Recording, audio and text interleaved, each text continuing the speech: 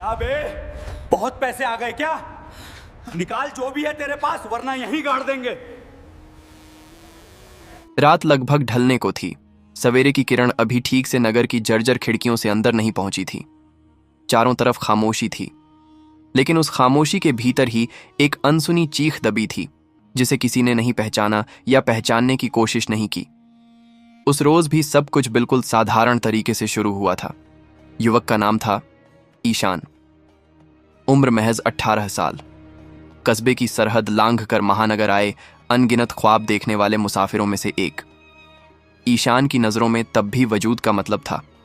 एक अच्छी नौकरी, दादी के लिए नई माला और एक दिन पिता का कर्ज उतारकर सीना तान कर खड़े होना। उसे नहीं पता था कि यह नगर सिर्फ उम्मीदें ही नहीं कुचलता, कभी कभी जज्बातों को भी कुचल देता है। पहले कुछ लम्हों में महानगर ने ईशान को लुभा लिया था। गगनचुंबी इमारतें, झिलमिलाती लाइटें, लोगों की आपाधापी, सब कुछ उसे अनूठा और पुरजोश लगता था। वो मानता था यहां संभावनाएं हैं, बस पसीना बहाना होगा। लेकिन अवसर और फंदा नगर में ये दोनों एक जैसे ही नजर आते हैं। एक शाम रोजगार की तलाश में भटकते हुए ईशान एक आलीशान इलाके में पहुंच गया। बड़ी बड़ी मोटरें, कीमती दुकानें, चमकती गलियां, उनके बीच उसका अपना साया ही पराया लग रहा था। तभी एक शख्स उसकी ओर देखकर मंद मुस्कुराया। वो हंसी शालीन थी, बहुत शालीन। शख्स ने कहा, क्या तुम काम चाहते हो? ईशान ने गर्दन हिलाई। सिर्फ यही गर्दन हिलाना उसकी तकदीर का मोड़ बन गया। शख्स बोला, एक छोटा सा काम है, सरल, मुनाफा भी भरपूर मिलेगा। नगर में अनजान शख्स हो तो यह बातें बहुत सुकून देने वाली लगती हैं। ईशान ने भी यही माना। उसे नहीं पता था कि इस सरल काम के पीछे ऐसा स्याह इंतजार कर रहा है, जहां से लौटना सरल नहीं। उस रात ईशान सो नहीं सका। उसके भीतर एक अजीब सी घबराहट जन्म ले रही थी, लेकिन उसने उस घबराहट को नजरअंदाज कर दिया, भूल कर दी। अगली सुबह ही वह उस शख्स के दिए ठिकाने पर पहुंच गया। एक बहुमंजिला कोठी, बाहर से बिल्कुल सामान्य, लेकिन अंदर जाते ही फिजा बदल गई।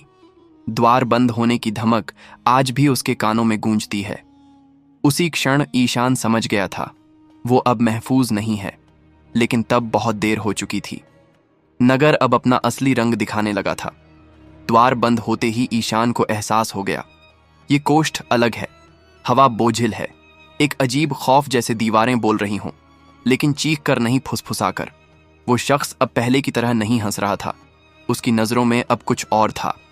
सर्द फरेबी ईशान द्वार के पास खड़ा था। बाहर भागना चाहता था, लेकिन पांवों में जैसे जान ही नहीं थी। तभी उसने देखा, कोष्ठ में और शख्स हैं, दो मौन ताकते हुए। एक क्षण में मंजर बदल गए। जिसे सरल काम कहा गया था, वो कोई काम नहीं था, वो एक साजिश थी, सुनियोजित, धीरे धीरे रची हुई। ईशान बोलना चाहता था, कंठ सूख रहा था, जहन में सिर्फ एक सवाल तैर रहा था, मैं यहां क्यों हूं? लेकिन किसी ने कोई उत्तर नहीं दिया। वह दिन ईशान की तकदीर का सबसे लंबा दिन बन गया। काल जैसे आगे ही नहीं सरक रहा था, सुई की चाल थमी हुई लग रही थी।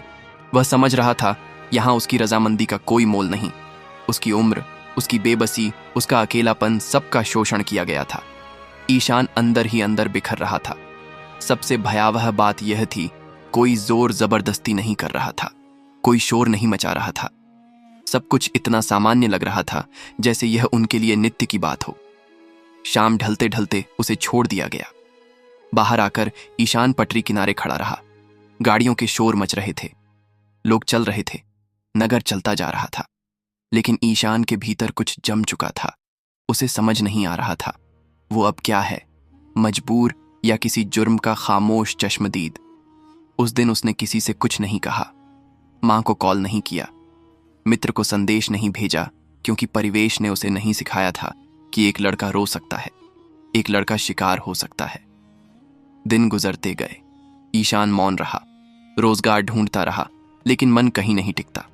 रात में तंद्रा टूट जाती। द्वार बंद होने की धमक सुनते ही हृदय तेज धड़कने लगता। और सबसे भयावह बात यह कि वह शख्स फिर से राब्ता करता है। एक बार नहीं, दो बार नहीं, बार बार। चेतावनी नहीं, प्रलोभन। मौन रहोगे तो कोई कष्ट नहीं होगा, कुछ मिलेगा तो बुरा क्या है। इस नगर में बसना है तो बहुत कुछ झेलना पड़ता है। ईशान समझ गया कि यह सिर्फ उसकी व्यथा नहीं है, इसके पीछे एक बड़ा सिंडिकेट है।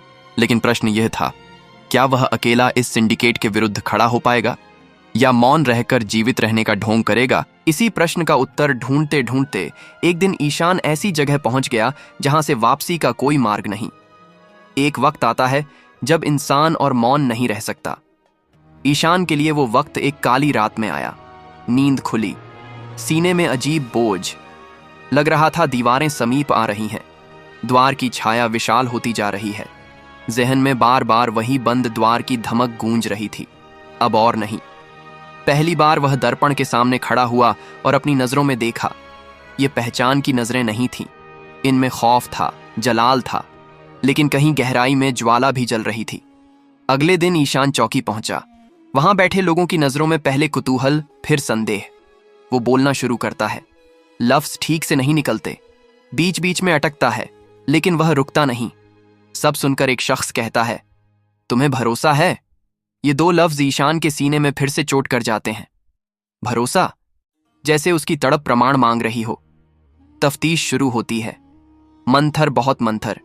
ईशान से बार बार वही प्रश्न, वही बातें दोहराते वो पस्त हो जाता है। इसी बीच चर्चा फैल जाती है। बस्ती काम की जगह परिचित चेहरे, हर जगह कानाफूसी। कोई यकीन करता है, कोई मजाक उड़ाता है, कोई कहता है लड़के इन बातों पर बोलते हैं। ईशान समझ जाता है, अपराध सिर्फ कोष्ठ के भीतर नहीं होता, अपराध समाज की नजरों में भी होता है। लेकिन यही व्यथा एक नया मोड़ लेती है। तफ्तीश के एक पड़ाव में सामने आता है, ईशान अकेला नहीं है। एक नहीं, दो नहीं, और भी बहुत से हैं। कोई खौफ से मौन रहा, कोई प्रलोभन में, कोई शर्म में खुद को ही कसूरवार मानता रहा। एक एक करके सूत्र जुड़ते जाते हैं। एक ही अंक, एक ही पता, एक ही शैली। पहली बार ईशान को लगता है उसका बोलना व्यर्थ नहीं गया, लेकिन सिंडिकेट सुगम नहीं था। चेतावनियां आती हैं, अनाम नंबरों से कॉल, सड़क के मोड़ों पर अजनबी निगाहें। एक रात ईशान समझ जाता है वो अब सिर्फ चश्मदीद नहीं, अब लक्ष्य है। फिर भी वह पीछे नहीं हटता, क्योंकि अब वो जानता है मौन रहकर बचा नहीं जा सकता। मौन रहकर सिर्फ तिल तिल मरा जाता है, और तभी वह सूचना आती है जो पूरे मामले को हिला देती है। इस सिंडिकेट से जुड़ा एक बहुत रसूखदार नाम सुनते ही सब दंग रह जाते हैं। अब प्रश्न ईशान का नहीं रह जाता, अब प्रश्न है, क्या सच सच में सामने आएगा या फिर कोई द्वार बंद कर दिया जाएगा? जब नाम फाइल में अंकित हुआ, कमरा सहसा खामोश हो गया। यह ऐसा नाम था जिसे नगर का हर इंसान जानता था, पर्दे पर दिखता था, मंचों से सुना जाता था। ईशान का सिर घूम गया। इस नाम के साथ उसकी व्यथा उसने खुद भी नहीं सोचा था। तफ्तीश तेज हो जाती है। अब पहले जैसी मंथर नहीं, क्योंकि जब रसूखदार का नाम आता है, समय की कीमत बढ़ जाती है। एक रात सहसा उस कमरे की बिजली चली जाती है जहां ईशान रहता है। दूरभाष स्क्रीन पर अनाम नंबर से संदेश चमकता है, पीछे हट जाओ वरना क्षति होगी। किसे क्षति? ईशान को या उसकी मां को? यही प्रश्न उसे हिला देता है। अगली सुबह तफ्तीश दल को नए प्रमाण मिलते हैं। तकनीकी आंकड़े, कॉल विवरण, एक वीडियो क्लिप, लघु लेकिन पर्याप्त। यही प्रमाण पलड़ा भारी कर देता है। लेकिन संकट यहीं खत्म नहीं होता। सूचना आती है, कुछ चश्मदीद सहसा अपने बयान बदल रहे हैं। कोई कहता है भ्रांति थी, कोई कहता है मुझे स्पष्ट याद नहीं। सिंडिकेट अंतिम कोशिश कर रहा है। ईशान से पूछा जाता है, क्या तुम अंत तक डटे रह पाओगे? यह प्रश्न विधिक नहीं था, यह मानसिक युद्ध का प्रश्न था। उस दिन ईशान घर लौटकर मां की मूरत के सामने खड़ा होता है। कुछ नहीं कहता, बस नजरें बंद करता है, फिर निश्चय करता है। अगले दिन न्यायालय में वह फिर बोलता है, वही वाकया, वही सत्य, एक लफ्ज भी नहीं बदलता। वाणी कांपती है लेकिन रुकती नहीं। कक्ष में सन्नाटा छा जाता है। बाहर पत्रकारों का जमावड़ा, कैमरों की चमक, नगर समझ जाता है कुछ बड़ा होने वाला है। और तभी वह घड़ी आती है जिसका इंतजार था। आदेश आता है, वारंट जारी, नकाब गिरते हैं। ईशान बाहर निकलता है। गगन उस दिन अजीब तरह से निर्मल था।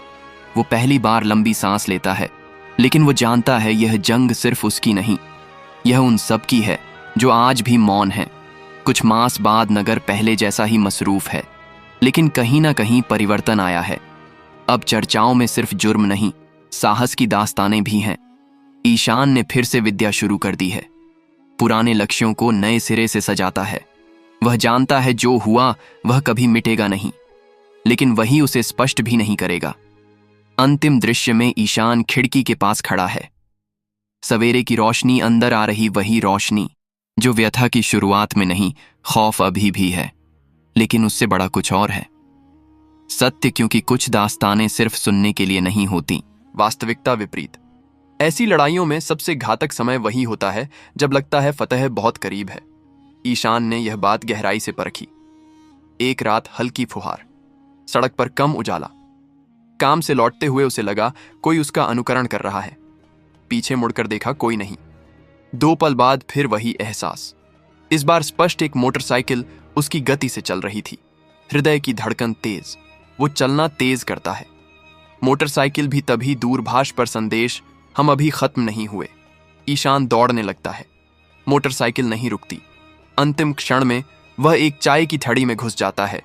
भीड़ को देखकर मोटरसाइकिल मुड़ जाती है। उस रात ईशान समझ गया, यह जंग सिर्फ कानून की नहीं, आतंक की भी है।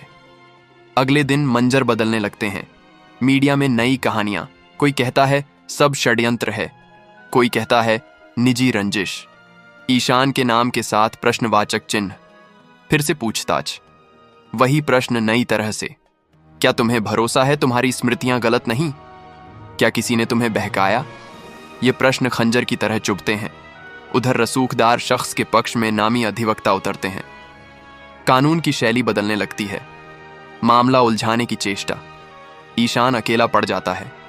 कुछ चश्मदीद कॉल नहीं उठाते, कुछ नगर छोड़ देते हैं। यहीं वह बिखरने के सबसे करीब पहुंचता है। एक रात सोचता है, अगर मौन रहता तो क्या सब रुक जाता? लेकिन अगले ही पल उसे याद आता है, उसकी तरह और भी लोग हैं जो आज भी किसी के बोलने की बाट जोह रहे हैं। यही विचार उसे थामे रखती है। तफ्तीश में बड़ा मोड़ आता है।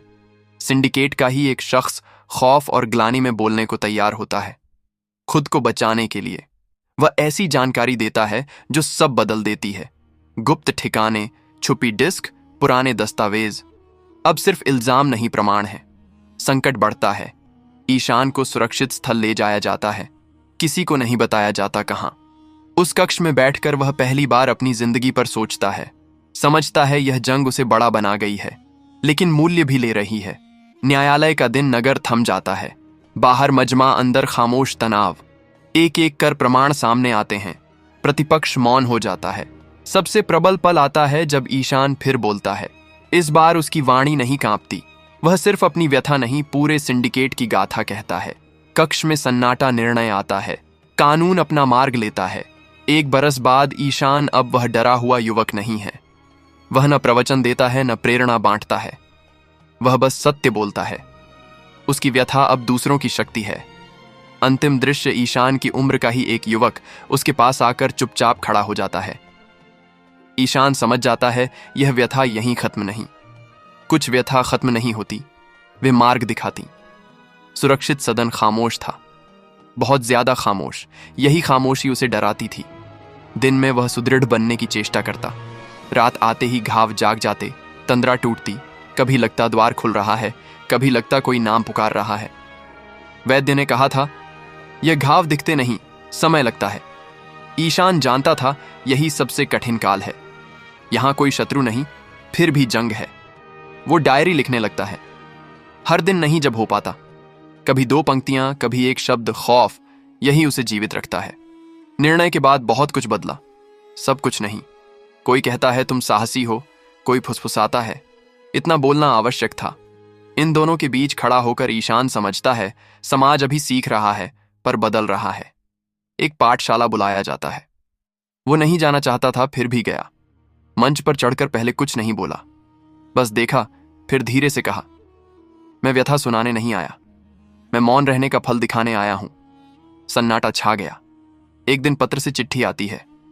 नाम नहीं, बस लिखा, आप बोले, इसलिए मैं आज जीवित हूं। एक पंक्ति नजरें भर आती हैं। पहली बार उसे लगता है उसका कष्ट व्यर्थ नहीं गया। सबसे दुष्कर दिन वह होता है जब वह मां के सामने बैठता है। बहुत दिनों से कुछ नहीं कहा था। मां बस समझ गई थी, सुत बदल गया है। उस दिन ईशान सब कहता है। रुक रुक कर मां चुपचाप सुनती है। अंत में बस उसके मस्तक पर हाथ रखती है। ना प्रश्न, ना गिला। यही स्पर्श उसे झकझोर देता है। सवेरा नगर जाग रहा है। ईशान पटरी किनारे चल रहा है। जहां कभी खौफ से दौड़ा था, आज वहीं रुकता है, गहरी सांस लेता है। खौफ गया नहीं है, लेकिन अब वह जानता है खौफ के साथ जिया जा सकता है, मौन रहकर नहीं। लेंस धीरे ऊपर उठता है। नगर का कोलाहल घुल जाता है। कुछ लोग व्यथा के पात्र नहीं बनते, वे बस मौन नहीं रहते, और कभी कभी यही ना मौन रहना कई जिंदगियां बचा लेता है।